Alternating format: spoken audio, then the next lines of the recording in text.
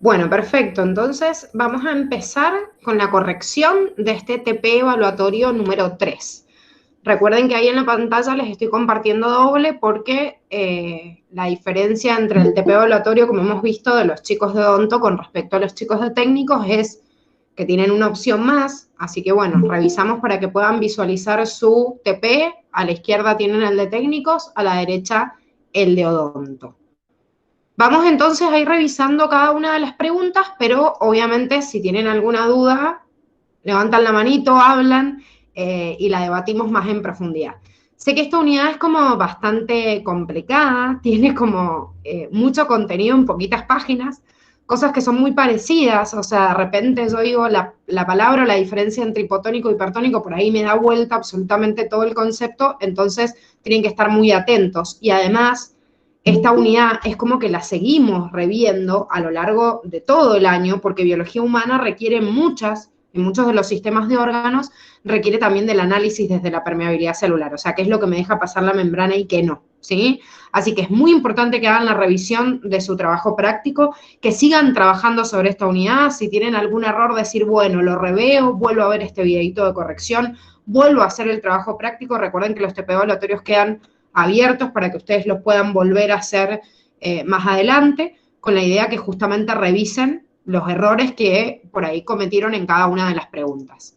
Bien, la primera pregunta me decía cómo se mueve el agua a través de una membrana semipermeable. Nosotros sabemos que el agua es una sustancia que obviamente es hidrofílica porque es agua, y sin embargo, aunque sea una molécula polar, que las moléculas polares tienden a no pasar a través de una membrana semipermeable, sí lo hace porque es una sustancia no cargada y muy chiquitita. Entonces lo hace a través de un fenómeno que vieron la semana pasada que se llama ósmosis. Y el fenómeno de ósmosis es el movimiento de agua desde donde hay más agua hacia donde hay menos agua. O sea, desde donde hay mayor potencial hídrico hacia donde hay menor potencial hídrico, que es lo que me decía en la opción A. Por eso es lo que tenían que marcar. El potencial hídrico siempre es opuesto al potencial osmótico, porque el potencial osmótico me habla de la concentración de los solutos y no del agua. Entonces, obviamente, en la opción B, cuando me dice que el agua se está moviendo desde mayor potencial osmótico hacia menor potencial osmótico, es incorrecto, porque debería ser al revés. Si se mueve desde un mayor potencial hídrico hacia un menor potencial hídrico, entonces el potencial osmótico es al revés. Y lo mismo pasa con la definición de la palabra hipertónico o hipotónico, que me hace referencia al potencial osmótico y no al hídrico. Por eso, y esto lo tenían en el videito para volver a repasarlo, siempre el agua se mueve desde la sustancia, o sea, desde el medio hipotónico hacia el hipertónico. Por eso también está al revés esta opción que es la C. En la D, fíjense que me dice lo mismo que la B, nada más que con otros términos, porque me habla de concentración del soluto en vez de medio o potencial osmótico, pero al fin y al cabo está mal también porque está al revés. Y en la E, en el caso de odonto, me habla del potencial hídrico mayor hacia menor potencial osmótico. Y si bien se mueve desde mayor potencial hídrico, sería hacia menor potencial hídrico o lo que sería lo mismo, mayor potencial osmótico y no menor. Quiere decir que me está hablando de lo mismo. La misma parte que tiene mayor potencial hídrico tiene menor potencial osmótico. Entonces, como es simultáneo, es como que es contradictorio. Me está diciendo que se mueve desde un compartimiento hacia el mismo compartimiento. La pregunta número 2 era bastante teórica porque tenían que rever cada uno de los transportadores qué función tenían. O sea, un uniporte, un ciporte, un antiporte, cómo se definen. Y en base a eso decir a ver cuál era la correcta.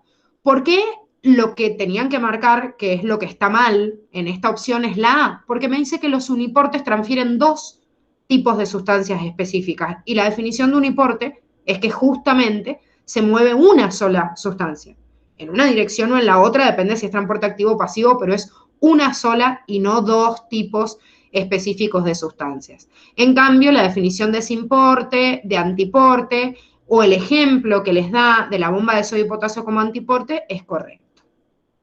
En la pregunta número 3 me habla específicamente de un antiporte que es muy importante y muy preguntado por la Facu, que es la bomba de sodio y potasio.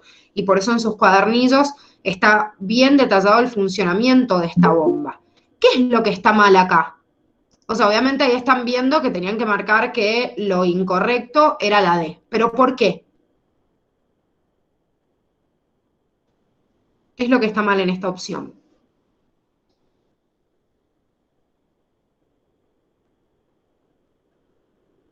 Vamos, aunque tiremos un bolazo, pero anímense a participar, que esa es la idea.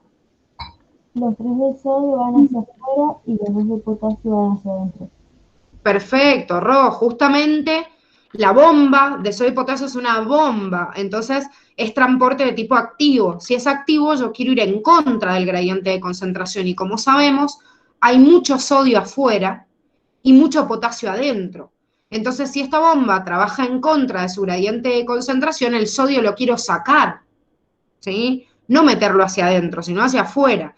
Y el potasio, al revés, no quiero mandarlo hacia afuera, quiero mandarlo hacia adentro, porque eso es en contra de su gradiente de concentración. Entonces, en ambos TP, la correcta era la D, que me decía que se bombeaba sodio hacia adentro, debería decir hacia afuera, y potasio hacia afuera, debería decir hacia adentro.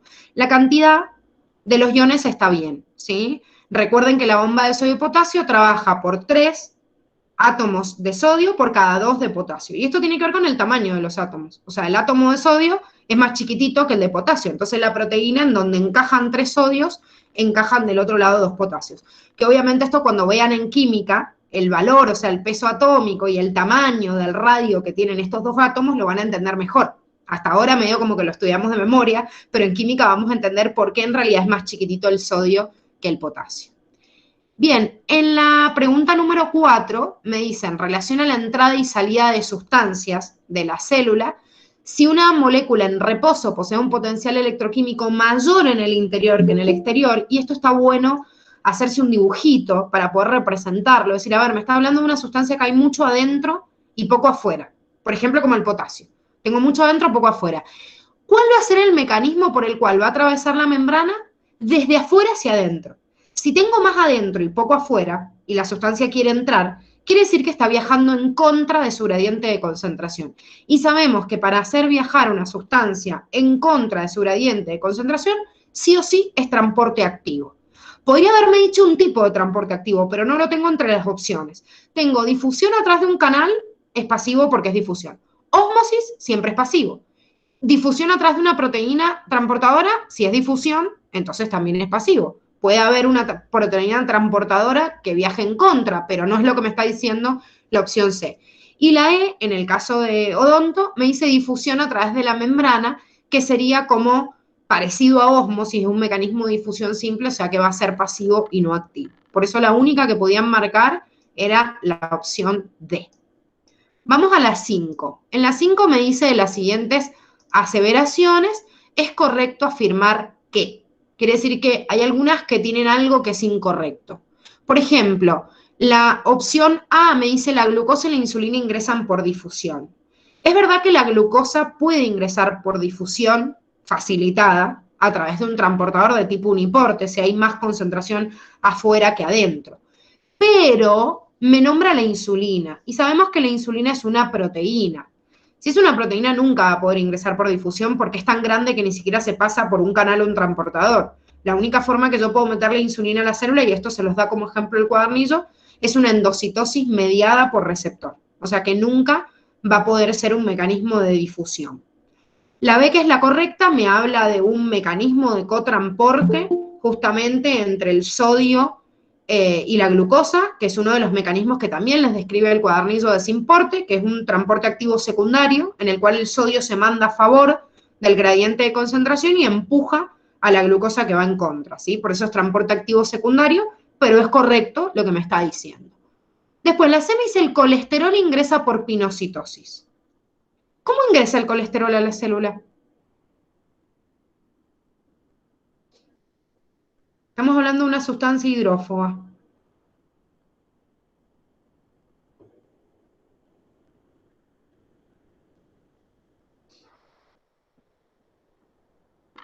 ¿Nadie? Piensen, si es una sustancia hidrófoba, es chiquita, ¿por dónde va a poder pasar?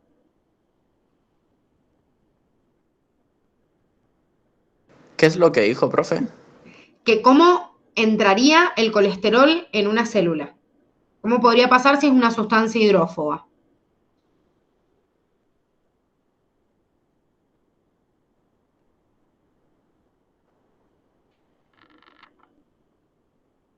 Bueno, esto déjenlo anotado porque es muy importante, chicos. El colesterol, como ya hemos visto en la unidad 1, es una sustancia lipídica que está formada por una estructura que ya sabemos que es el ciclopentano peridofenantreno.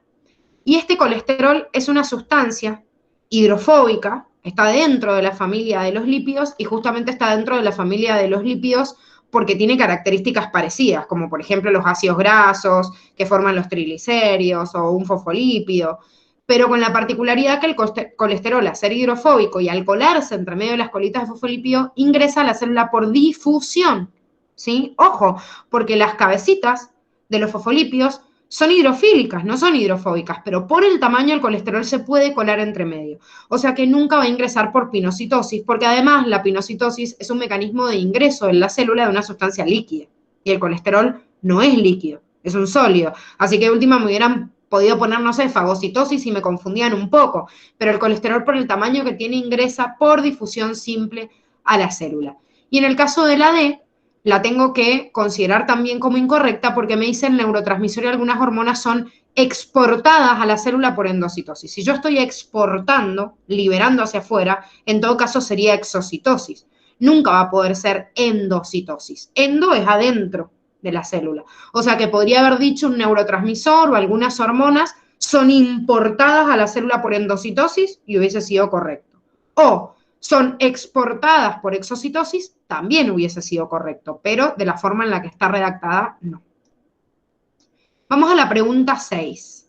En la pregunta 6 me dice, la regulación osmótica adecuada de cualquier célula es clave para que el volumen celular se mantenga dentro de niveles normales. Y me dice, ¿qué sucede si coloco una célula con agua destilada? El agua destilada, como les da el ejemplo el cuadernillo, es una forma, o sea, un tipo de medio que para la célula es un medio hipotónico. ¿Qué quiere decir esto? Es hipotónico porque en realidad tiene menos concentración que justamente la concentración que tiene la célula en su interior de iones. Entonces, si yo tengo un medio que tiene menos concentración de sólidos, o sea, más cantidad de agua que el interior de la célula, siempre el agua viaja desde el medio hipotónico al hipertónico. En este caso, desde afuera hacia adentro. Eso quiere decir que la célula va a ganar agua, ¿sí? Va a ganar agua, o va a aumentar su volumen, no disminuirlo. O dice, el líquido intracelular se concentra. No, se diluiría porque está entrando agua. No pierde agua, sino lo contrario, y cuando me dice la célula se deshidrata cuando pierde agua. Si estoy ganando, entonces se hiperhidrata. Aumenta la cantidad de agua en el interior y no disminuye como me dice acá.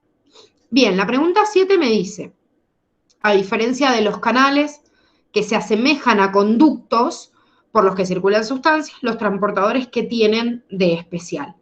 Esto es importantísimo y en el cuadernillo les sale la diferencia de canal y transportador y también lo tienen en el apunte de clase. Si hay algo distinto en un transportador con respecto a un canal es la especificidad que tiene para el tipo de sustancia que une. Y además tiene un sitio de unión específico. No es que el canal no sea específico. El canal también es un conducto hidrófilo que es específico. Pero la especificidad del conducto justamente hidrófilo tiene que ver con el tamaño, la polaridad, la carga que tiene la sustancia. En cambio, el transportador específico tiene como una huella digital que marca una determinada sustancia y no puede marcar otra. Entonces, no es que sea unión de sustancias iguales o diferentes, o sea, la especificidad, el tipo de enlace específico es lo que me condiciona la diferencia justamente de un transportador con un canal. Por eso la que tenían que marcar como correcta era la A. En la 8 me dice cuál de los siguientes procesos ocurren en células eucariotas exclusivamente. Si bien esto repasa un poquito el contenido que hemos visto en célula y también incluso lo que hemos visto en la unidad 1, la célula procariota y la célula eucariota se diferencian por varios puntos, como por ejemplo el tipo de ADN que tienen o el tener núcleo o no tener núcleo, pero sobre todo porque la célula procariota no tiene organelas membranosas, ¿sí? Si tiene ribosomas, por ende síntesis de proteínas sí va a ser una célula procariota como una eucariota. La respiración y la fotosíntesis, si bien en una célula procariota se van a llevar a cabo en la membrana o en el citoplasma, en cambio en la célula eucariota hay mitocondrias y cloroplastos, nunca va a haber transporte de vesículas, en el caso de una célula procariota, porque la eucariota es la que tiene vesículas, porque tiene organelas membranosas. No existe en las células procariotas, ¿sí? O sea que es la única que podría yo considerar solo de una célula y no de la otra. En el práctico odonto también me nombraba división celular y obviamente la división celular, si bien se hace distinto, también es común a ambas células. Sino imagínense que no se podría en realidad dividir la célula y dar origen a otra nueva, ¿sí? Así que tampoco puede ser una diferencia entre ambas células. En la 9 era una pregunta sumamente teórica en donde yo tenía que tener muy en cuenta que era isotónico, hipotónico e hipertónico, y en realidad todas las opciones estaban mal puestas, porque iso es igual, quiere decir igual potencial hídrico y osmótico en ambos compartimientos. Hipertónica es mayor potencial, ¿sí?, hídrico y no menor, por ende menor potencial osmótico, y el hipertónico también está al revés. Si es hipertónico hay mayor concentración osmótica, mayor potencial osmótico, y el hídrico es menor. Así que también está invertido y por ende ninguna de las anteriores era correcta. En la pregunta número 10 me dice cuál de las siguientes incluye a los demás, y en realidad con la opción solita, o sea, con la consigna, yo no me puedo dar cuenta cuál es correcto o no si no leo cada una de las opciones. Entonces lo que yo tenía que hacer era leerla y decir a ver cuál incluye a las demás. Si ustedes se fijan en el esquemita general de la descripción de los distintos tipos de transporte, que esto en el videíto se ve bien, y en el cuadrito que tienen en el cuadernillo también, cómo divido los transportadores de tipo, o sea, el transporte de tipo pasivo, de tipo activo, me doy cuenta que ósmosis es un tipo de difusión simple, a la vez que la opción B que me dice difusión de un soluto a través de la membrana, que es un tipo de diálisis, pero también es difusión simple, y el transporte de un ion a través de un gradiente electroquímico, si bien es un ion y lo puede hacer a través de un canal o de una proteína transportadora, si está a favor de su gradiente, también es un mecanismo de difusión, que podría estar incluido dentro de la difusión facilitada. Entonces, de la única forma que yo uno todos estos mecanismos que son de difusión simple y estos de difusión facilitada es a través del transporte pasivo. Es lo que tienen en común todos, ¿sí? O sea, tenía que elegir la descripción más grande que me incluya a todas las demás. En la 11, de la misma forma que la anterior, yo tengo un caso en el cual presento una célula, en este caso un conjunto de células que es una planta, pero les pongo un medio. El medio del cual me habla acá es el agua de mar. A diferencia del agua destilada, el agua de mar es un agua más concentrada que la célula, o sea, un medio hipertónico. En esto siempre háganse un dibujito, chicos, aunque piensen que la tengan clara, y así ya sé cómo era el movimiento, háganse un dibujito. Si yo hago un dibujo y digo, a ver, el agua de mar es hipertónica, dibujo un medio con muchos puntitos y adentro la célula que tiene menos, bueno, ¿dónde hay más agua? Y donde hay menos sales, o sea, en la célula. Por ende, la célula saca agua y al sacar agua se deshidrata, que era la opción D, ¿sí? Todas las demás me están hablando de lo contrario, ¿sí? O sea, de estar hablando de un medio en el cual está el medio más hipotónico y estaría entrando agua. Y en el caso de la última opción de odonto, cuando dice crecen normalmente, no va a poder crecer una planta normalmente si el medio es hipotónico o si es hipertónico. En cualquiera de las dos va a alcanzar un estado en el cual no es lo más óptimo. En este caso, la célula se está deshidratando y cuando se deshidrate y no tenga el agua suficiente, no puede hacer fotosíntesis y por ende se va a morir. Así que no va a poder crecer normalmente. La pregunta número 12 me hablaba del transporte de iones, que me pone el ejemplo del sodio y del potasio, pero al fin y al cabo me podría haber puesto cualquier otro tipo de ion, y todos los iones, recuerden que por ser iones y están cargados, nunca pasan por difusión simple a través de la célula, pero sí lo pueden hacer por difusión facilitada, y si se están manejando en contra de su gradiente de concentración, hacerlo por transporte activo, ya sea uniporte, ya sea simporte o antiporte, ¿sí? Como el ejemplo de la bomba de sodio y potasio o el simporte de sodio con glucosa. O sea, al fin y al cabo, cualquiera de los dos mecanismos puede ser el correcto. Por eso deberían incluir la opción que estaba la difusión facilitada y el transporte activo también. No únicamente, porque están los dos en simultáneo, pueden ser mecanismos distintos para importar o exportar estos iones. Nunca por difusión simple, porque nunca pasan a través de la membrana porque son partículas cargadas. No me importa lo chiquitito que sean, pero nunca pasan a través de los fosfolípidos. La pregunta número 13 me dice todo lo siguiente es correcto con respecto a la difusión facilitada, excepto. Y la primera me está hablando de que se produce con las sustancias liposolubles. Bueno, ya vimos más arriba un ejemplo del colesterol, que es una sustancia liposoluble. Si yo tengo una sustancia liposoluble, quiere decir que es soluble en lípidos, y la verdad es que si son muy grandes no van a pasar y van a necesitar un mecanismo, por ejemplo, de endocitosis. Pero la sustancia liposoluble puede entrar a la célula por difusión facilitada, como es el caso del colesterol. O sea, yo puedo ingresar a la célula directamente a través de un mecanismo de difusión, pero de difusión de tipo simple, no facilitada, porque facilitada es cuando yo necesito un transportador o un canal que me ayude a pasarlo porque no está pudiendo penetrar las colitas hidrofóbicas de la membrana.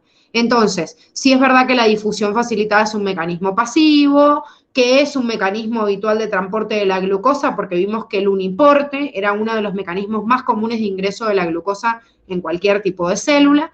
A favor del gradiente de concentración, claro, por eso es difusión y es pasivo, por eso va a favor de un gradiente, y no se consume energía externa como el ATP porque los mecanismos de difusión son todos pasivos. Bueno, y la 14, la última, me hablaba de un concepto también muy importante que está definido en una imagen, en el videíto y en el cuadernillo, que me habla de las 3 condiciones que yo necesito para tener en cuenta para que una sustancia se maneje a través de la membrana. Esos 3 ítems que yo tengo que tener en cuenta es la carga, en primera instancia, el tamaño de la partícula y la polaridad. Si la partícula es cargada, no pasa nunca a través de mecanismo de difusión.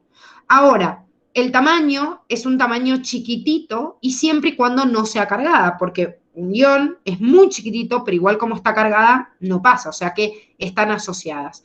Y la polaridad, recuerden que si bien también es una condición para pasar y si la sustancia es polar no pasa a través de la membrana, hay excepciones, como el agua misma, que es una sustancia polar, pero como no está cargada y es muy chiquitita, pasa igual a través de la membrana. Y ojo con esto, porque las sustancias hidrofílicas no pasan a través de la membrana, justamente porque son solventes, o sea, se disuelven en solventes polares como el agua, pero el agua, si bien no pasan las sustancias hidrofílicas, el agua, por ser chiquitita y no cargada, sí puede pasar a través de esa membrana fosfolipídica. Bueno, chicos, con esto terminamos la corrección, ¿sí?, del TP. Igual díganme si más allá de la corrección que hicimos queda alguna duda de las preguntas que hicieron.